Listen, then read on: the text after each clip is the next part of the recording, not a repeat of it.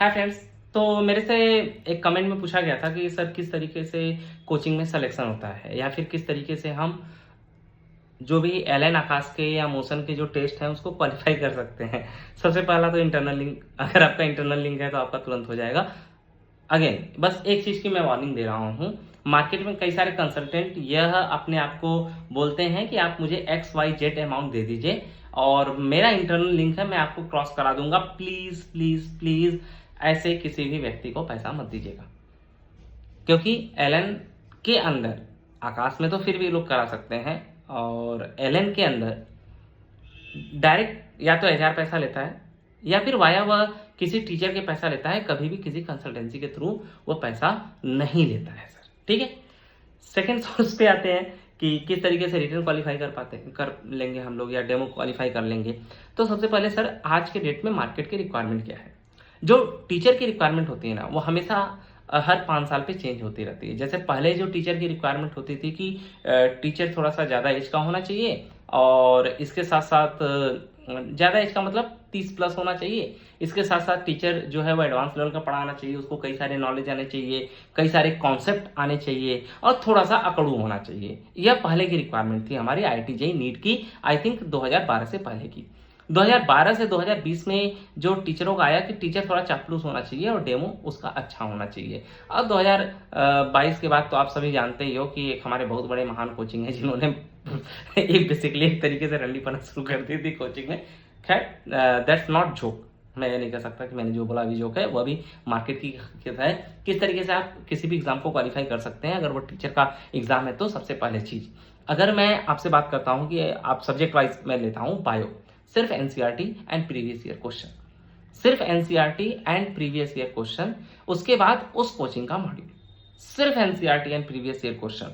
अगर उस कोचिंग का मॉड्यूल आप नहीं भी लगा पाए हैं, सबसे पहले यह समझना बहुत जरूरी है कि कोई भी एक बुकलेट अपने आप में 60 to 70% होता है। और किसी भी कोचिंग में एंट्री पाने के लिए, किसी भी कोचिंग में एंट्री पाने के लिए not required more than sorry, किसी भी कोचिंग में एंट्री पाने के लिए 50% प्लस अगर आपने पा लिया तो मोर देन सफिशिएंट हो जाता है।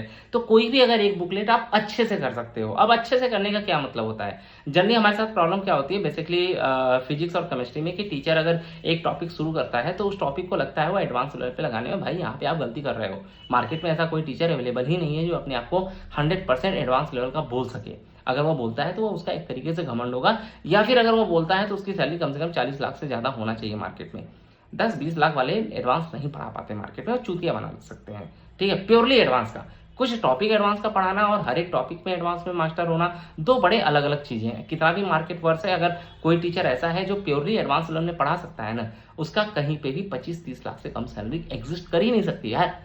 वो जाएगा नहीं उससे कम, वो कहेगा मैं घर पे बैठ के उससे अच्छा काम कर सकता हूँ। तो कोई भी एक बुकलेट आप जब उठाइए, किसी भी एक बुकलेट को, आप सिंगेज का किताब उठा लीजिए, किसी एलन या आकाश का मॉड्यूल उठा लीजिए। आकाश का मैं फिजिक्स केमिस्ट्री में प्रीफर नहीं करूंगा मॉड्यूल उठाने के लिए, बायो में आप उठा सकते हो क्योंकि उनका थोड़ा सा बच्चों के लिए दिया हुआ है और थोड़ा सा कम अच्छा है टीचर के लिए। बंसल का आप उठा सकते हैं, बंसल का मैथ उठा सकते हैं, फिजिक्स उठा सकते हैं, केमिस्ट्री उठा सकते हैं, बायो मत उठाइएगा। बायो उठाना हो तो सिर्फ आप बायो का आप आकाश का उठा लीजिए या सिंगेज का उठा लीजिए। अब क्या करना है, बायो में आपको NCERT पढ़ लेना है, सबसे पहला पार्ट। फिजिक्स उसके बाद का जो मैं बता रहा हूँ वो सारे सब्जेक्ट के लिए है कि आपने NCERT पढ़ लिया, आपका नॉलेज कंप्लीट हो गया इससे। अब पढ़ने का सीक्वेंस कैसा रखना है, पढ़ने का सीक्वेंस ये रखना है कि पूरे सिलेबस को आप 3-4 पार्ट में डिवाइड कर लें। जैसे टोटल 30 या 40 लेसन के आसपास है, तो आप इसको 4 पार्ट में डिवाइड कर लें, 10-10-10-10। अब पहला लेसन पढ़ा, फिर दूसरा लेसन पढ़ा, फिर पहला दूसरा तीसरा पढ़िए, फिर पहला दूसरा तीसरा चौथा पढ़िए, फिर पहला दूसरा तीसरा चौथा पांचवा पढ़िए। मतलब जिस दिन आप 40वां लेसन पढ़ रहे हो उस दिन पहला लेसन 39वें बार रिवाइज हो, आपका 39 टाइम रिवीजन हो चुका हो। इस तरीके से करेंगे ना तो सारी चीजें माइंड के अंदर एकदम फिट आउट हो जाएगी। दूसरे जो सबसे इंपॉर्टेंट पार्ट है यहाँ पे MCQ जो आप क्वेश्चन कर रहे हैं, तो आप एक बार सिंगेज का कर लीजिए या फिर आप आकाश या एलन का कर लीजिए और प्रीवियस ईयर का कर लीजिए और उसी को बार बार री रिवाइज करते रहिए। जो क्वेश्चन एक बार आपसे हो गया वो दोबारा कभी भी आपको उसका हेडेक नहीं लेना है, वो दोबारा भी आपसे हो जाएगा उतना कॉन्सेप्ट पढ़ने के बाद। जो क्वेश्चन नहीं हुआ है उस पर टिक मार्क करते रहिए, उसको 1-2 बार 3 बार रिवाइज करेंगे फिर वो भी होने लगेगा, फिर उसको हटा दीजिए और एकदम जो रेयरेस्ट वाले क्वेश्चन है फिर उसको आप करना शुरू कर देंगे।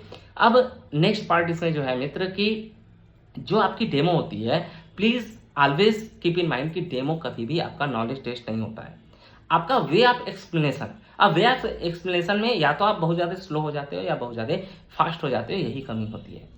ना बहुत ज्यादा स्लो होना है ना बहुत ज्यादा फास्ट होना है। अगर आप एक पेज लिए, अब एक पेज लेने के बाद उस एक पेज को कम से कम, अगर बायो का कोई ये भी एक पेज कॉन्सेप्ट है तो वह कम से कम 20 से 25 मिनट 30 मिनट क्लास के अंदर चलनी चाहिए, क्योंकि डेमो में वह आपकी राइटिंग देखना चाहता है वह वे आप एक्सप्लेनेशन देखना चाहता है और साथ ही साथ वह यह देखना चाहता है कि आप बच्चे के अंदर स्पून फीडिंग करने में कैपेबल हैं कि नहीं।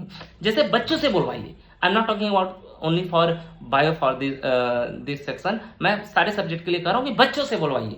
आप बच्चे को कितना एंगेज रख पाते हैं, इसके साथ साथ आपकी पर्सनालिटी इन द सेंस कि आप जब भी कपड़े पहन के जाएं वह हमेशा हमेशा वेल मेंटेन और जो फॉर्मल कपड़े होते हैं, और कोशिश कीजिए कि टाई बांध के जाए।